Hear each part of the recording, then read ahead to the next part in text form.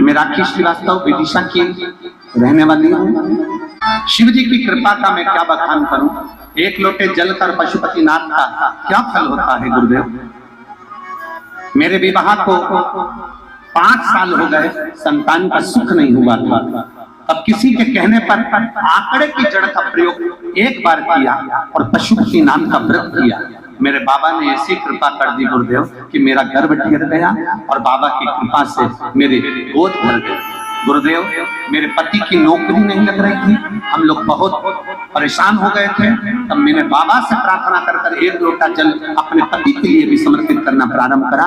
बाबा की कृपा से अब उनकी नौकरी लग गई है। मैं बाबा को धन्यवाद देने के लिए आई। शिव तत्व की प्रार्थना कहीं बैठी हो तो आ सकती है कोई पत्र लेने के लिए। एक भरोसा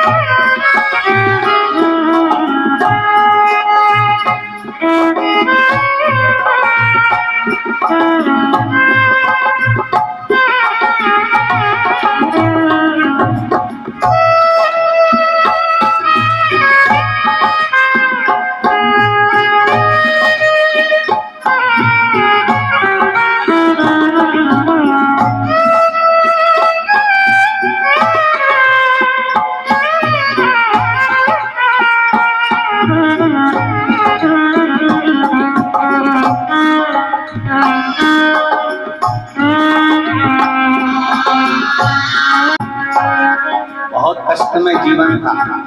पंडाल में बैठकर कथा सुनते थे। नियम ले लिया था, जहां शुक्रान होगी फिरोजाबाद से माला लेकर आऊंगा, बस मेरी झोली खुशियों से भर गई। 2 बेलपत्र लेकर जाते हैं फिरोजाबाद से भारत के कोने कोने में जहां शुक्रान होती है वहां व्यासपीठ तक पहुंच जाते हैं। जोर का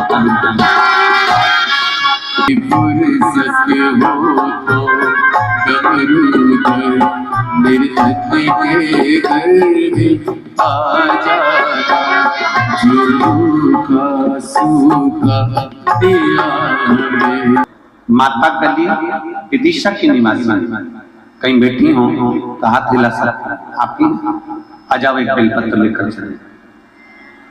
मैं सुषमा गोयल पत्नी गोवर्धन गोयल माता गली विदिशा की निवासी हूँ। मुझे 12 वर्ष पूर्व ब्रेस्ट कैंसर हुआ था। बाबा की कृपा से मैं पूर्ण स्वस्थ थी, लेकिन दिसंबर 2023 में मुझे जीभ पर एक छाला हुआ, जिसकी जांच में फिर वापस कैंसर मिला। हमने भोपाल में डॉक्टर को दिखाया, उन्होंने सोनोग्राफी की, उसमें 2 कट्ठा ने बताया कि गले में 2 कट्ठा हो गए। डॉक्टर ने गले में ऑपरेशन करने का बोल दिया, जीभ की ऑपरेशन का बोल दिया। हम हाँ भरकर आ गए। तभी मेरे परिचित ने कहा कि वो सियोर वाला महाराज कथा करता है और कथा को सुनना प्रारंभ करा। हमने टीवी पर कथा सुनना प्रारंभ करी। 1 लोटा जल भगवान शंकर को समर्पित करना प्रारंभ किया। बाबा के मंदिर में जाती, जल समर्पित करती और वो जल पीना प्रारंभ करती। परिवार वाले बोले, मम्मी ऑपरेशन करा लो, जीवान का भी और गले में जो 2 गठान हो गई है उसका। हमने कहा अभी ऑपरेशन नहीं कराना। जब वो सियोर वाला महाराज इतना चिल्ला चिल्ला के कहता है कि बाबा बैठा है, सारी समस्या का हल 1 लोटा जल है, तो हम भी तो जरा विश्वास कर देखें। हमने 1 महीने के लिए ऑपरेशन को टाला। ऑपरेशन को टाला और टालने के बाद हम शंकर जी का चढ़ा हुआ जल पीना प्रारंभ करें, बेलपत्री को खाना प्रारंभ करा और हम फिर 1 महीने बाद भोपाल जांच के लिए गए। जब सोनोग्राफी कराई तो डॉक्टर ने कह दिया तुम्हारी गठानें गल चुकी हैं और तुम ठीक हो चुकी हो, अब कैंसर नहीं।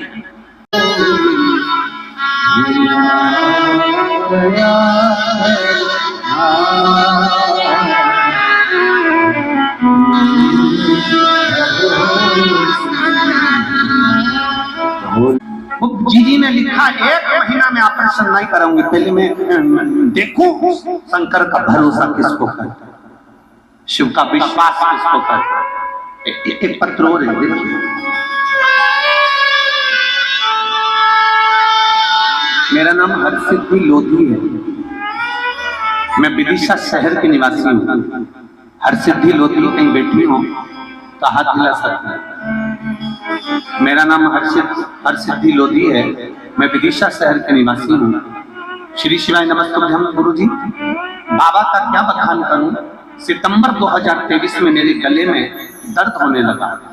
हमने मेडिकल कॉलेज में दिखाया तो बताया कि गले में गठान हो गई।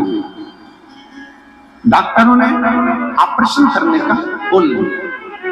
जब डॉक्टर ने ऑपरेशन करने का बोला, उसी बीच छत्तीसगढ़ में आपकी कथा हो रही थी। कहीं बैठी हैं हरसिद्धि, कहीं बैठी हैं? आ जाओ माँ, एक बेलपत्र लेकर चले जाओ। आ जाओ, एक बार हाथ हिला दो वापिस। हाँ जी, आ जाइए, बेलपत्र लेकर चलो। उसी बीच छत्तीसगढ़ में आपकी कथा चल रही थी। आपने प्रदोष के दिन बेलपत्र के वृक्ष की जड़ का उपाय बताया था और कहा था कि 3 प्रदोष लगातार करना। हमने 3 प्रदोष लगातार उस व्रत को किया और बेलपत्र की जड़ का प्रयोग किया। आज मैं बाबा के चरणों में बैठी हूँ। मेरे डॉक्टरों की रिपोर्ट वापस आई और बाबा ने ऐसी कृपा कर दी, मेरे गले में जो गठाने हुई थी वो पूरी गल चुकी है। मैं बाबा का धन्यवाद देता हूं। ये शिव शक्ति तत्व है। हमारी अविरल भक्ति जिस दिन हमारे विश्वास को दृढ़, आपको कहीं जाने की जरूरत नहीं है। आपके पास में जो शिवालय है, जो शंकर का मंदिर है, वहां जाओ, दिल से बाबा को एक लोटा जल चढ़ाओ, अपने दिल की बात बाबा से जरूर कहते जाओ। मेरे दया करना,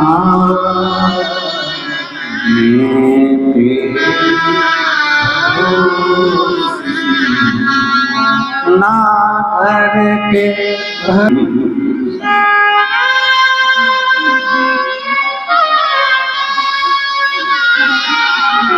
ये बच्ची का विश्वास देखिए। गांठ होने के बाद डॉक्टर को दिखाने के बाद में शिव के मंदिर जाना चालू करा और वापिस जांच कराई। 1 महीने बाद तो गठाने नहीं थी शरीर के। ये विश्वास। और भगवान श्री गणेश जी के गले में रिद्धि सिद्धि ने सुंदर जयमाला पहनाई। ये जोरदार ताली बजाएं। रिद्धि सिद्धि ने जयमाला भगवान श्री गणेश जी को पहनाई। गणेश जी ने जयमाला रिद्धि सिद्धि को पहनाई। रिद्धि सिद्धि ने अपनी माला निकाला। विदिशा नगर में जो 7 दिवसीय शिव महापुराण की कथा चल रही है, उसका आज 6वां दिवस यहाँ विराम हो रहा है। कल सुबह 8 बजे से 11 बजे तक कथा रहेगी। कहते हैं मेहमान जाते जाते अपने घर के बच्चों को कुछ देकर जाते हैं। भोलेनाथ जाते जाते कुछ न कुछ झोली भंडार भरकर ही जाता है। बड़े भाव से कथा का लाभ लेंगे। 14 तारीख से और 23 तारीख से सुन। आप लोगों से निवेदन है, जब यहाँ से जाओ, जितने बुजुर्ग और बच्चे हैं उनका धीरे धीरे हाथ पकड़कर लेकर जाना। कीचड़ में, पानी में किसी को कोई तकलीफ ना हो। शिव महापुराण का सबसे बड़ा कर्तव्य है सेवा। मंदिर में जाओ, झाड़ू लगाओ, पोछा लगाओ, और कथा में जाओ तो जितने बुजुर्ग और बच्चे हैं उनको धीरे धीरे हाथ पकड़कर, आप जवान हैं, आप युवान हैं, तो एक दूसरे को सहयोग प्रदान करते करते सबको मार्गदर्शन करें। सभी को साधुवाद देता हूँ। 6ठे दिवस की कथा को विराम की ओर लेते हैं। आरती प्रारंभ हो